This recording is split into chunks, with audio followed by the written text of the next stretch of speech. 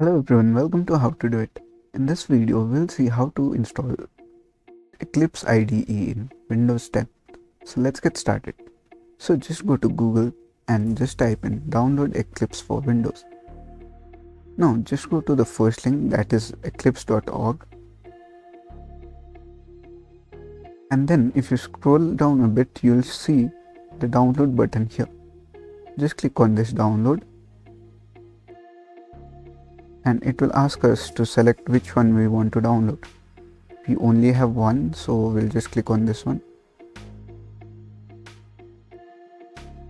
And it will ask us to donate, but it's fine if we don't donate as well. So now the download has been started. I'll resume the video when it is complete. So here now we'll select what we want to use Eclipse IDE for. So we'll be using it for Java, so I'll just click on IDE for Java.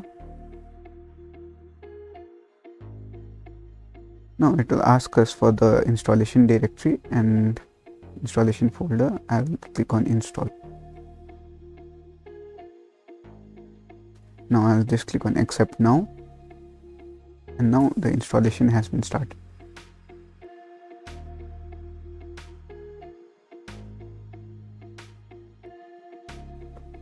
Okay, so now the installation has been complete. So I'll just click on the launch button and it will start the IDE.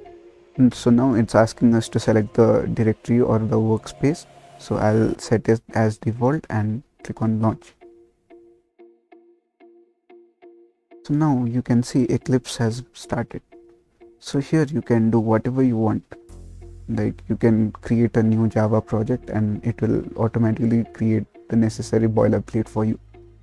So this was all on how to install Eclipse in Windows 10. Hope you liked the video. Please do like and subscribe. Thank you.